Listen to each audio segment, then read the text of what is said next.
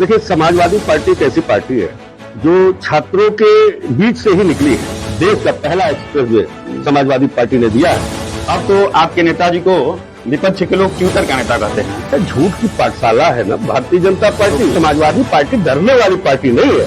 आप उत्तराखंड से आए थे हैं और गोरखपुर ने उनको बहुत दिया है। इस सरकार तानाशाही तरीके से काम कर रही है। गोरखपुर आपके साथ रहा है, आप गोरखपुर के साथ रहो।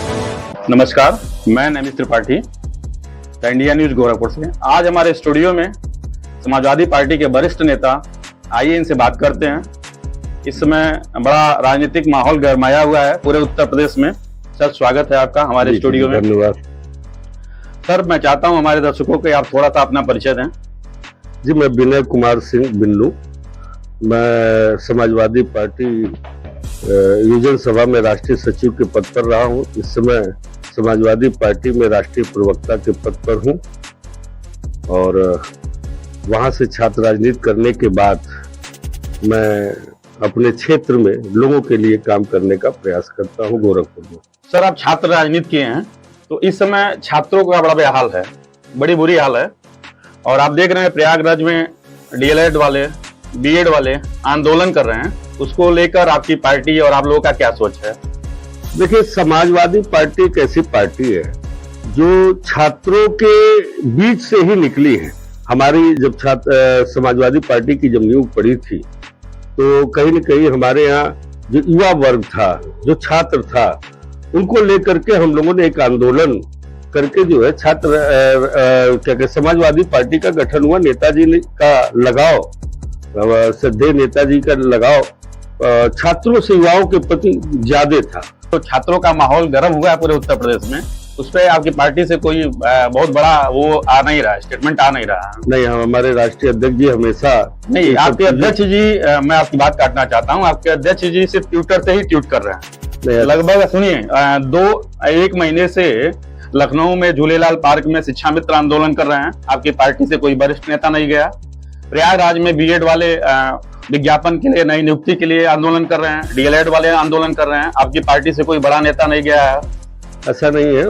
आप माननीय राष्ट्रीय अध्यक्ष जी हमेशा ट्वीट के द्वारा ही कर रहे हैं। आगे सुन लीजिए, ट्वीट के द्वारा क्या कहते हैं, सरकार को संदेश देने, मैसेज देने का प्रयास हमेशा करते रहे। और रही बात समाजवादी पार्टी का, तो इससे पहले भी जो शिक्षा मित्र थे उनको कहीं न कहीं ले आकर के उनके जीवन को सुदृढ़ बनाने का भी प्रयास समाजवादी पार्टी ने ही किया था।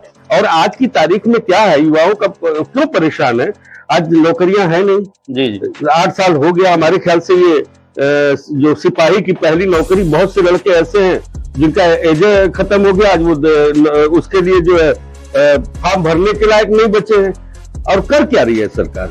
ज्यादा से ज्यादा जितनी नौकरियां हैं सबको प्राइवेट कर रही है। ठेकेदारी प्रथा में नौकरी दे रही है 10,000, 12,000, 15,000 रुपया। युवाओं का शोषण हो रहा है इस सरकार में। इसको लेके कब रोड पे आएगा, कब आंदोलन करेगा? हमें आदरणीय नेताजी आप लोगों के जमीनी नेता थे, जमीनी पे आंदोलन करते थे। अब तो आपके नेताजी को विपक्ष के लोग ट्विटर का नेता कहते हैं। वो सिर्फ ट्विटर पे ही दिखते हैं, जमीन पर कब आंदोलन करेंगे? लगभग 1 महीने से शिक्षा मित्र आंदोलित हैं लखनऊ में, उस पे आपके अध्यक्ष अभी तक नहीं गए। ये जो हमारे पार्टी के लोग गांव-गांव जा करके जो लोगों के बीच में जन पंचायत कर रहे हैं, ये भी एक आंदोलन ही है। हमें आप लोग जनता के बीच में जा करके अपनी बात को रख रहे हैं, उनके दर्द को समझ रहे हैं और उस चीज को कहीं न कहीं माननीय राष्ट्रीय अध्यक्ष जी को आकर के बताया जाता है। और हम कोशिश करेंगे कि हमारी सरकार आए तो ये जो समस्याएं हैं युवाओं की, ये समाप्त हो। हमने छात्रों के लिए बहुत काम किया।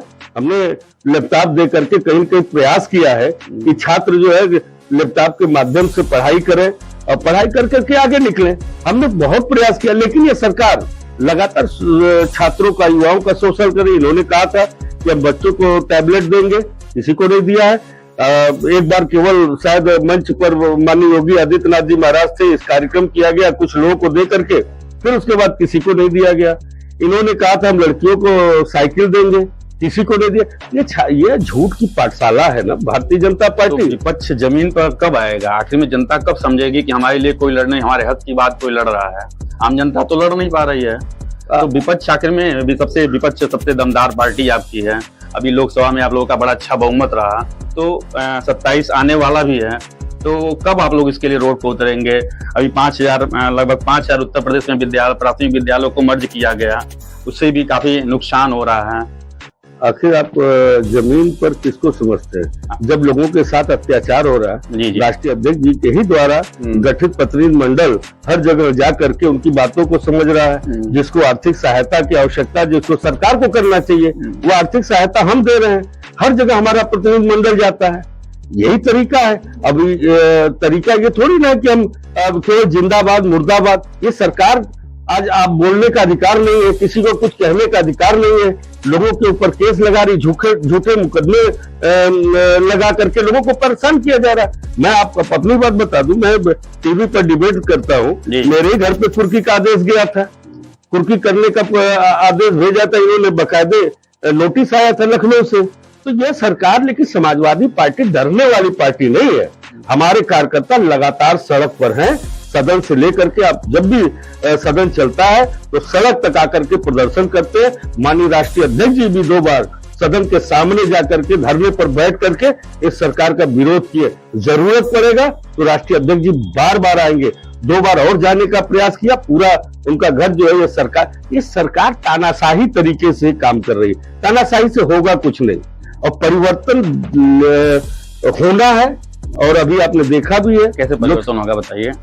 इटावा में एक अभी हाल ही में घटना घटी है, तो उसको 2 स्वरूप दे दिया गया है, जाति स्वरूप दिया गया है उसको। जैसे मान लीजिए जो अपराधी है उसको दंडित होना चाहिए, तो उसको जाति स्वरूप देके संपूर्ण पूरे उत्तर प्रदेश के ब्राह्मणों को अपशब्द कहा जा रहा है, पार्टी के कुछ बड़े नेताओं के द्वारा, पार्टी के छोटे नेताओं के द्वारा। तो ब्राह्मण कैसे, ब्राह्मण का एक बड़ा संख्या है उत्तर प्रदेश में, तो ब्राह्मण कैसे आपकी पार्टी में जाएगा? ब्राह्मण और विद्वान में जी अंतर होता है। हाँ।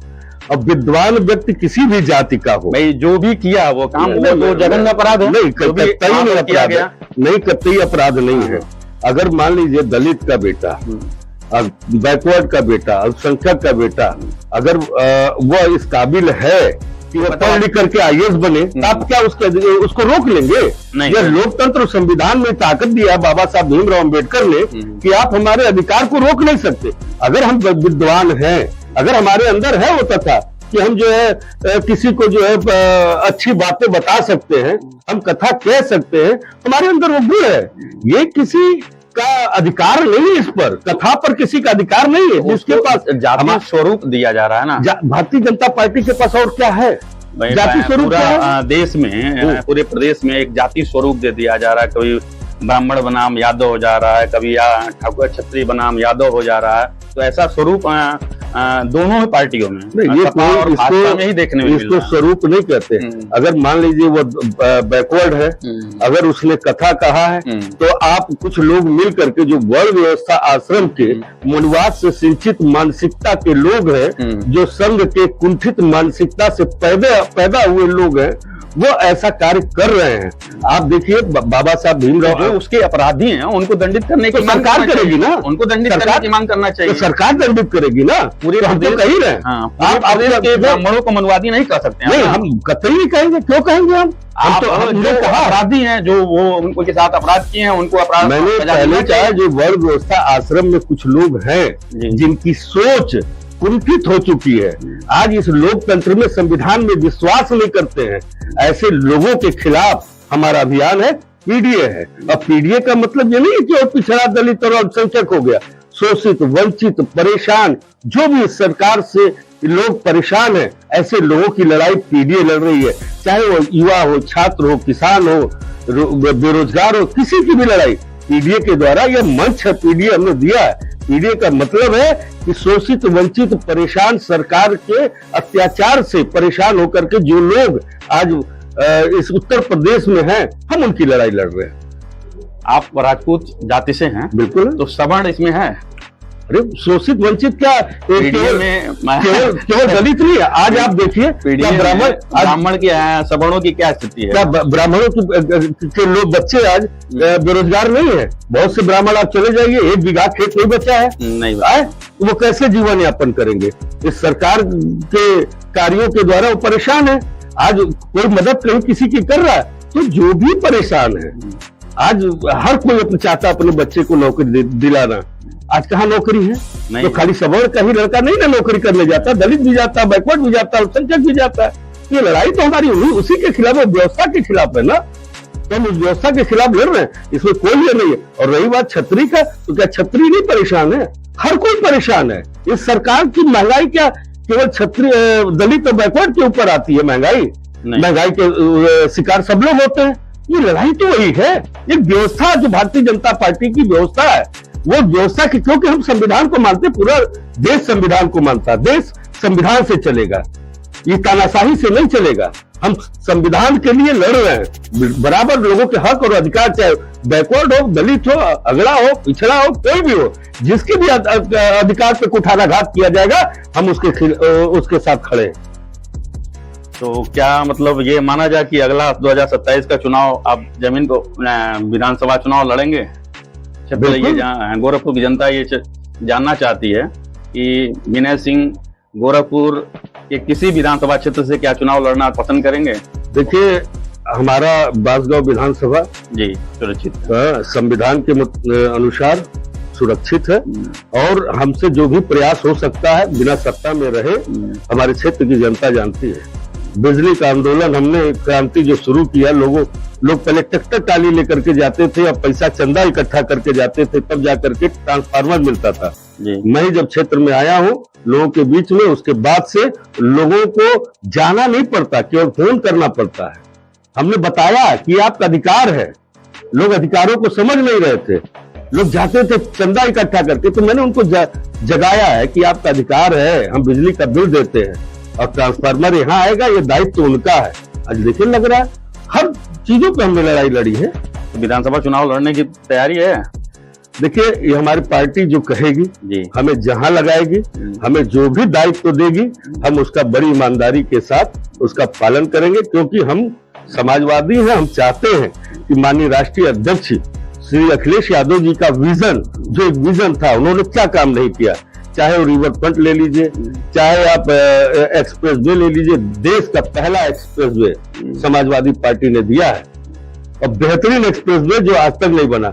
हमने इकाना स्टेडियम दिया लखनऊ के अंदर, हमने कैंसर हॉस्पिटल दिया, हमने संस्कृत विश्वविद्यालय दिया। सीएम साहब भी तो लिंक एक्सप्रेस दे दिए, बहुत शानदार एक्सप्रेस दे दिया, जो हाल ही में उद्घाटन हुआ। तो कौन सा एहसान कर दिए? गोरखपुर कितने साल से उनको दिया है? ये तो मतलब, या गोरखपुर उनको कितने साल से दिया है? आज जो भी है उत्तराखंड से आए थे, और गोरखपुर ने उनको बहुत दिया है। तो अगर इतना दे दिए तो इनका दायित्व था, पहले ही देना चाहिए था। गोरखपुर में तो विकास भी खूब हो रहा, तमाम फ्लाईओवर, ईश्वर करे विकास हो। हम तो चाहेंगे कि नेताजी ने कहा था, जो जहां का है अपना ही क्षेत्र अगर चमका दे तो पूरा प्रदेश चमक जाएगा। तो आज गोरखपुर के मुख्यमंत्री हैं, गोरखपुर ने कहां से उठा के इनको कहां पहुंचा दिया। और ये अगर क्या कहते हैं, इस पीठ के योगी ना होते और तो गोरखपुर में इनको कौन जानता था।